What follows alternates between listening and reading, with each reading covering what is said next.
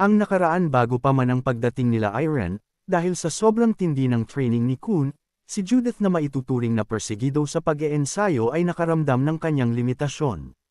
Bilang guro ni Judith, pinayuhan siya ni Kun na gamitin ang kanyang passion para sa espada at ang kanyang kagustuhan na manalo sa kanyang karibal para itulak ang kanyang sarili na magpursigi, gayunpaman, hindi naman ito nasasabi ng basta-basta ni Kun. Dahil kung titignan ang kanyang lakas na nakamit gamit ang payo na kanyang sinasabi kay Judith, siya ay mag-iisang taon na ngunit ang kanyang enerhiya ay mas malakas pa rin kumpara kay Judith na napakabata pa lamang. Habang pinagwawayway ni Kun ang kanyang espada, hindi naman niya nakalimutan na banggitin ang pangalan ni Ian, na parabang humuhugot siya ng lakas para mas lalo pa siyang ganahan. Kaya't nang makita at marinig ito ni Judith mula sa kanyang guro mismo, tinanong niya kung epektibo nga ba talaga ang pagsigaw ng pangalan ng karibal sa pag-eensayo. Sinabi naman ni Kun na epektibo ito, lalo na para sa kanilang may mga baluktot na personalidad, kinakailangan nila itong gawin upang magawa nilang magkaroon ng mas mataas na tiyansa, sa paghabol sa kanilang mga karibal na napakatalentado. Sinabi ni Kun kay Judith na gamitin niya ang kanyang galit, inggit at panganganino patungo sa kanyang karibal, habang iniisip ni Judith kung sino nga ba ang maituturing niyang karibal. Bigla-bigla na lamang pumasok sa kanyang isipan ang imahe ni Irene, partikular na ang kanilang huling paglalaban ng silang dalawa ay nasa Land of Attestment, at siya ay natalo ng walang kalaban-laban. Sa sandaling maisip niya na si Irene bilang karibal, nagsimula na ding mag-ensayo si Judith katulad ng kanyang guro. Isinigaw niya ang pangalan ni Irene habang nagrereklamo siya na tuwing bumabalik si Irene, mas lalo pa siyang lumalakas kaya't nahihirapan siyang habulin si Irene. Nang makita ito ni Kun, agad naman niyang hinikayat ang magandang ipinapakita ni Judith, ngunit sa sandaling murahin ni Judith ang pangalan ni Irene, imbes na siya ay pigilan. Mas lalo pang natuwa si Kun, na parabang tama lamang ang ginagawa ni Judith sa sandaling iyon, sinabi niya kay Judith na tuwing sasabihin niya ang pangalan ni Irene, siguraduhin niya na sasamahan niya ito ng pang-iinsulto. Agad namang sumunod sa payo si Judith at hindi na niya kinwestiyon pa ang pagtuturo ni Kun, gayunpaman, mukhang epektibo naman ito, dahil ang enerhiya mula kay Judith ay mas lalo pang nag-umapa. Kaya't sa kasalukuyan, nang makita ni Judith si Irene makalipas ang ilang linggo nilang hindi pagkikita, labis-labis na lamang ang kanyang galit dahil akala niya siya ay nasa training pair ni Kun. Mukhang walang balak na tumigil si Judith kaya't sa sandaling iyon, agad na umaksyon si Irene, tinawag niya ang espada niya papunta sa kanyang mga kamay at sinabihan sina Kirill at Ruro na manatili sa kanyang likuran. Sa kabila ng training ni Judith, ang kanyang pag-atake naman ay madali namang nasangga ni Irene. Ngayong magkaharap na silang dalawa, sinubukan ni Irene na pakalmayan si Judith, dahil gusto niyang malaman at bakit ganito na lamang ang ikinikilos niya. Ngunit hindi naman ito naging epektibo para kumalma si Judith, sinabihan niya si Irene na tumahimik, at hindi siya titigil sa pag-atake hanggat hindi niya siya natatalo. Ngayong nakapag-usap na sila at alam na ni Irene ang intensyon ni Judith, na wala talaga siyang balak na tumigil, itinulak nila ang isa't isa palayo gamit ang kanilang mga espada. Ngunit sa sandaling makakuha ng distansya si Judith, muli na naman siyang nagsagawa ng pag-atake papunta kay Irene. Sa sandaling iyon, mas nagliyab pa ang kanyang kagustuhan na matalo si Irene, hindi man niya alam kung ilang taon ang kinakailangan niya ngunit, nakakasiguro siya na darating din ang araw na kanyang matatalo si Irene. Matapos itong isipin ni Judith, nagulat si Kun nang kanyang mapansin na mas lalo pang tumitindi ang enerhiya ni Judith kumpara sa kanilang training. Nang dahil dito, ang bawat pag-atake ni Judith ay para bang bumubuga ng apoy na parang dragon, kaya't gustuhin man ni Irene na hindi ilabas ang kanyang aura sword. Napagtanto niya na mahihirapan siyang matalo si Judith at mapatigil siya sa kanyang pag-atake, kung hindi magseseryoso si Irene gamit ang kanyang aura sword. Binabalak na sundan ni Judith ang kanyang pag-atake ngunit, bago pa man niya ito mas agawa, bigla-bigla na lamang gumamit si Irene ng kanyang aura sword. At sa sandaling iyon, nagawang makontra ni Irene ang pag-atake ni Judith na nagliliyab, ngunit dahil sa sobrang lakas ng pag-atake ni Irene. Kahit na nasalag ni Judith ang pag-atake niya, siya naman ay tumilapon ng napakalayo. Nang makita ito ni Irene, agad siyang nagsisi na hindi niya nakontrol ang kanyang lakas, kaya't isinigaw niya ang pangalan ni Judith nang dahil sa pag-aalala. Gayunpaman, nagtagumpay naman si Irene na patigilan si Judith sa kanyang pagsugod, Nang dahil sa sobrang lakas ng pagkakahampas ni Irene, si Judith ay nahilo habang siya ay nakahiga na sahig at wala ng lakas pa para sumugod ulit kay Irene. Tuwang-tuwa naman si Kun sa ipinakita ni Judith, pinalakpak niya ang kanyang mga kamay dahil kahit na nakaharap ni Judith si Irene ng may aura sword, hindi pa rin siya sumuko kaya't pinuri ni Kun ang progresong nakamit ni Judith. Talagang ang mas maganda ang practical na karanasan kaysa sa training kaya't pinasalamatan niya si Irene. Dahil matapos niyang mapanood ang kanilang laban, nakapagdesisyon na si Kun kung ano ang training na nararapat para kay Judith. Nabigla naman si Irene nang kanyang makita ang totoong Kun, lalo na at ang inaasahan niya ay napakalayo sa kanyang nakikita sa kanyang harapan. Nang dahil sa sobrang layo ng pagkakatilapon ni Judith, mabilis na tumakbo si Naruro at Kiril sa kanyang direksyon nang dahil sa sobrang pag-aalala. Habang sinusubukan nilang gisingin si Judith, sinabi naman ni Kun sa kanila na magiging okay lang si Judith, dahil hindi siya ganun karupok para mamatay, lalong-lalo na at ang kasama niya sa training ay walang iba kundi si Kun. Nang marinig ni Kiril ang mga salitang ito kay Kun, hindi na niya nakontrol pa ang kanyang emosyon at sinigawan si Kun kahit na isa siyang swordsmaster. Dahil sa pagkawala ng malay ni Judith, kinakailangan ni Kiril na magbigay ng first aid, kaya't humingi siya ng pabor kay Ruro na tulungan siya na dalhin si Judith sa loob para makapagpahinga. Ngayong nakapag-transform na si Ruro, ginamit niya ang kanyang mystic arts para buhatin si Judith, at sinabi ni Kiril na mag-usap na sila Kun at Irene dahil mauuna na muna sila sa loob para tulungan si Judith. Ngayong wala na si Kiril, nakahinga naman ng maluwag si Kun at tinanong si Irene kung sino ba ang batang yun. Sinabi naman ni Irene na iyon ang kanyang nakababatang kapatid na si Kiril. Ngayong wala na sila, sinabi ni Kun kay Irene na maaari na silang magsimula. Laking pagtataka naman ni Irene kung anong ibig sabihin ni Kun. Sinabi ni Kun kay Irene na narinig na niya ang pangalan niya kay Ian, at kinakailangan ni Irene na kilalanin ang kanyang kakayahan ni Kun, kaya't sinabi ni Kun na huwag na nilang patagilan pa at magdedesisyon na siya ngayon.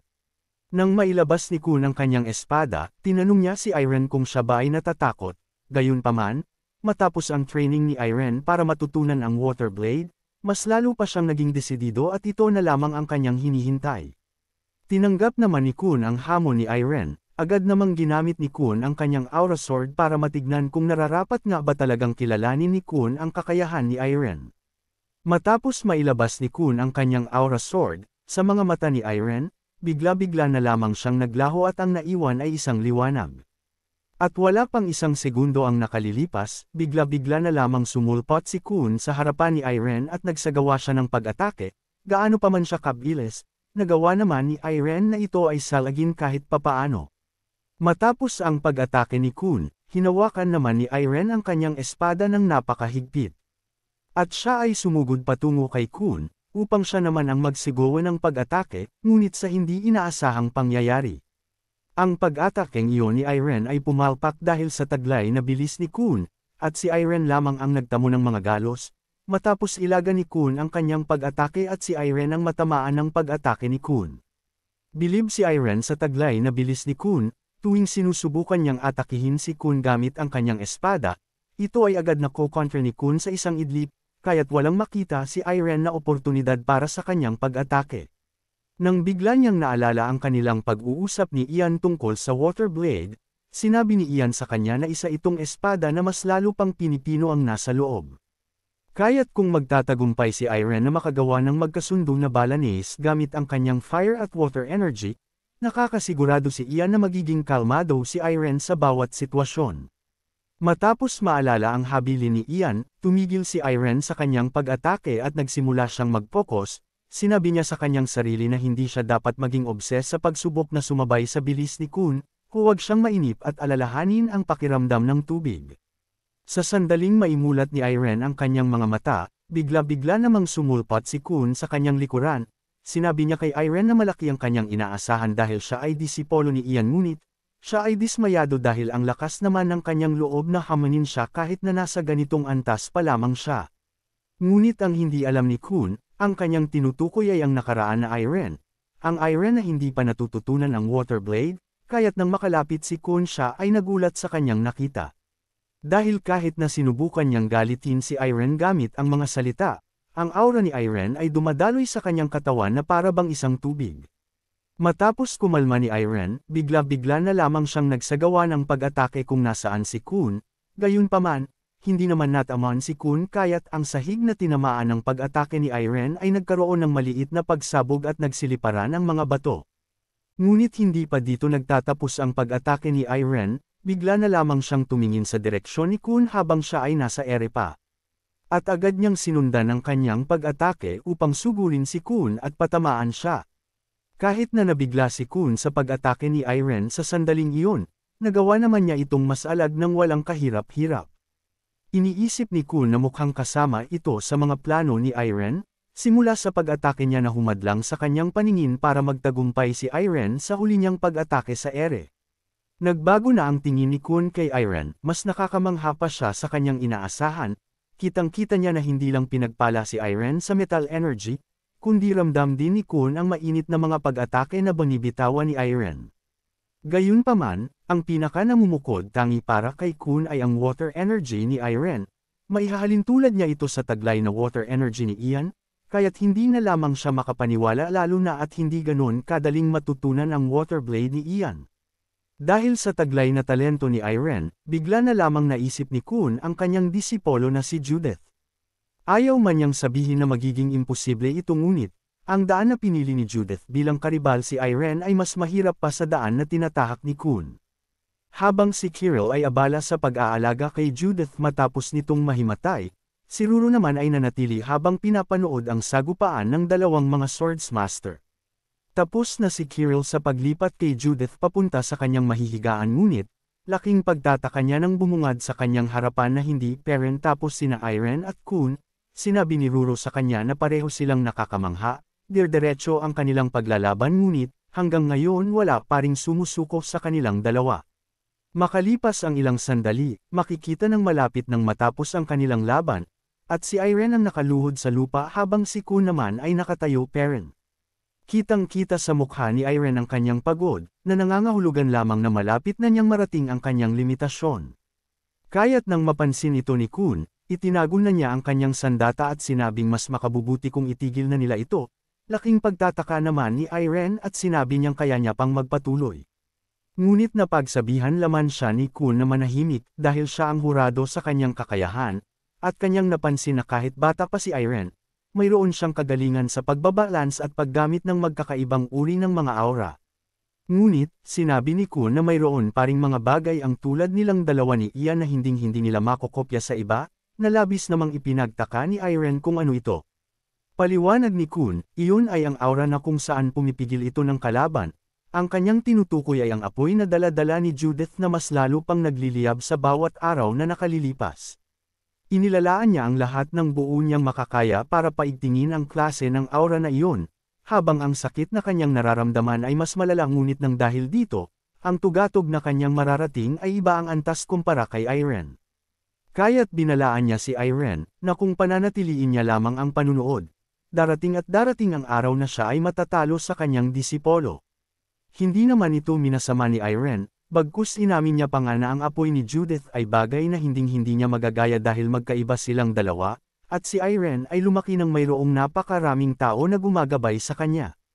Kaya't hanggang ngayon, ni isang beses, hindi naisip ni Irene na mas nangingibabaw siya kay Judith, gayunpaman, pananatiliin niya ang kanyang posisyon at gagawin niya ang buo niyang makakaya upang hindi siya maging pabigat na kaibigan kay Judith. Matapos pakinggan ang sinabi ni Irene, pabiro na tinanong ni Kun kung marami na bang nakapagsabi sa kanya na siya ay nakakainis, na labis namang ipinagtaka ni Irene. Gayunpaman, ngayong tapos na ang kanilang sparring, sinabi ni Kun na mauuna na siyang bumalik. Hindi naman nakalimutan ni Irene na magpasalamat at marami siyang natutunan sa kanilang laban. Ngunit bago tuluyang makaalis si Kun, mayroon naman siyang inihagis patungo kay Irene at sinabing kunin niya ito bago pa man niya makalimutan. Paliwanag ni Kun, kung ito ay ipapakita ni Irene, kahit na ang mga taong bahagi ng Holy Kingdom ay hindi siya mapapaalis ng basta-basta na lang, at pinuri niya si Irene sa napakaganda siyang ipinamalas kanina. Nang matanggap ito ni Irene, nangangahulugan lamang na kinikilala ni Kun ang kanyang kakayahan bilang isang swordsman, kaya't labis na lamang ang kanyang pasasalamat. Makalipas ang ilang sandali, si Judith ay nagising na mula sa kanyang pagkakatulog, at agad naman siyang sinalubong ng buong tuwa ni Ruru. Nang malapitan niya si Kirill, agad niyang napagtanto na siya ang nakababatang kapatid ni Irene, humingi ng pasasalamat dahil sa kanya at para bang mas gumaan na ang kanyang pakiramdam. Nang biglang dumating si Kun at napansin niyang mukhang nakakagalaw na muli si Judith matapos niyang mawalan ng malay. Bilang respeto sa kanyang master, nagpaalam si Judith na babalik din siya agad para sa kanilang pagsasanay matapos makausap ng ilang sandali si Irene. Ngunit sinabi ni Kun na kalimutan na lamang niya ito, gumawa-gawa siya ng rason at sinabing pagod siya ngayong araw kaya't maaari siyang mag-ensayo kung gugustuhin man niya. Napangiti naman si Judith nang kanyang marinig ito, alam niya na rason lamang ito ng kanyang master kahit na sinasadya niya talagang bigyan siya ng permiso para makausap si Irene na matagal na rin niyang hindi nakikita.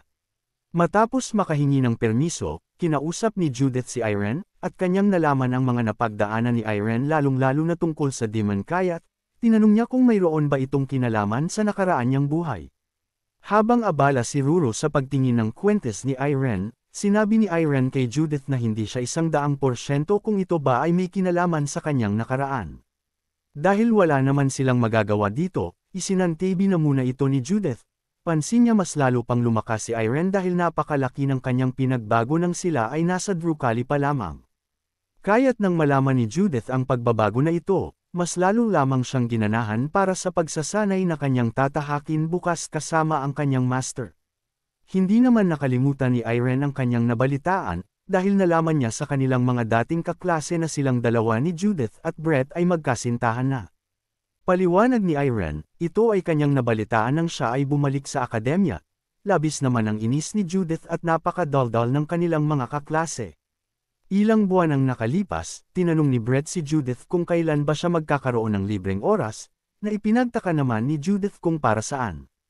Paliwanag ni Brett, mawawalan silang dalawa ng oras, at kinakailangan na rin niyang bumalik sa kanilang teritoryo kaya't, wala na sila gaanong libreng oras para makita ang isa't isa. Gusto ni Brett na gamitin ang mga natitira nilang oras para magsama, lalong-lalo na at gusto na rin niyang marinig ang kasagutan ni Judith para sa kanyang kasagutan nitong mga nakaraang araw. Habang ang dalawa ay nagkakainlaban, wala naman silang ideya na sila pala ay pinapakinggan ng kanilang mga kaklase, na labis na lamang ang tuwa at tama nga ang kanilang hinala na mayroong namamagitan sa dalawang ito. Kinalaunan, hinarap ni Judith ang kanyang pagiging mahiyain at tinanggap ang pag-imbete sa kanya ni Brett para sa kanilang date. Sa sumunod na mga araw, ginawa nila ang lahat ng maaari nilang gawin sa araw na iyon, kasama na ang panunood sa iba't-iba't klase ng mga palabas. Pareho ang dalawa na nagsuot ng mag-agarang damit para sa napaka-espesyal na araw na ito, na napakalaki ng pinagkaiba sa pangkaraniwan nilang suot bilang mga swordsman.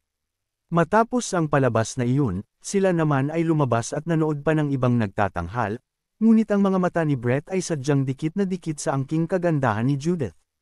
Hindi naman nakalimutan ng dalawa na maghapunan sa isang napakasosyal na restaurant, ngunit hindi lamang sila ang nandun dahil mayroong nakikichismi sa kanilang mga ginawa ngayong araw. Kinalaunan, inabot na sila ng gabi nang matapos ang kanilang date. Malapit na ulit silang maghiwalay ngunit, para bang ayaw ni Brett na matapos ang gabing ito. Matapos magawa ang lahat ng bagay na kanilang ninanais para sa monthly nilang date, hindi maiwasan ng dalawa na magkahiyaan sa isa't isa at dadalawan na lang na naman silang magkasama. Dahil wala pa ring magandang kaganapan na nangyayari, hindi na nakatiis ang isa sa kanilang mga kaklase at pabulong nitong isinigaw na maghalikan na silang dalawa. Nang dahil sa sobrang awkward ng sitwasyon, nag-aalala si Brett kaya't tinanong niya si Judith kung hindi ba siya komportable, na agad-agad namang itinanggi ni Judith. Nag-aalala si Brett na baka hindi siya gusto ni Judith ngunit, ang hindi niya alam, sadyang nahihiya lamang si Judith at napakabago ng pangyayaring ito sa kanyang nakagisnan.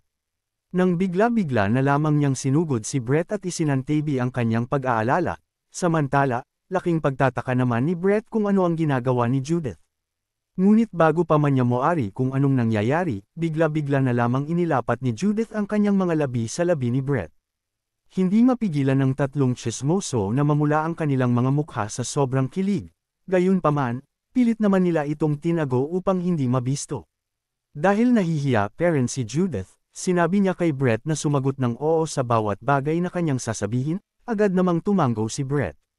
Sinabi niya na sa sandaling mapalapit siya sa kanyang master, maglalaan siya ng oras para kay Brett kaya't bisitahin niya siya, na agad namang sinagutan ni Brett ng oo. Dagdag pa ni Judith, wala sila masyadong gagawin kundi pag-eensayo kaya't, binalaan niya si Brett na wag puro inom ang kanyang gawin at bisitahin din siya. Panghuli, gusto ni Judith na mag-ensayo pero si Brett pag siya ay nakabalik na sa kanilang teritoryo, nang sa gayon, hindi siya mapahiya sa kanyang master na siya ay nakikipag-date sa kanya. Kahit na nalulula pari si Brett nang dahil sa halik ni Judith, pilit naman niyang sumagot nag-oo. Sa kasalukuyang araw, hindi na ikinwento ni Judith ang mga pangyayaring ito dahil nahihiya siya at sinabing, nangyari na lang ang kanilang pagiging magnobyo at nobya ng basta-basta. Dahil nandito na rin naman na si Irene, gusto ni Judith na humingi ng pabor sa kanya. Lalo na at sa kanyang pagkakaalam, mabilis ang kanilang sinasakyan na Griffon. Gusto niyang huminto sila saglit sa Lloyd territory at ibigay ang sulat kay Brett. Pumayag naman si Irene at sinabing tamang-tama lang ito at binabalak niya ding puntahan si Brett. Matapos magkamustahan ang dalawang magkaibigan, oras na para umalis muli si Irene at nagawa na niya ang kinakailangan niyang gawin dito matapos makuha ang acknowledgement kay Kun. Hindi naman mapigilan ni Ruro na madismaya, at inanyayahan si Judith na magmadali dahil maglalaro pa sila ngunit, sinabi ni Judith sa kanya na kailangan na niya munang mag-focus sa pag-eensayo.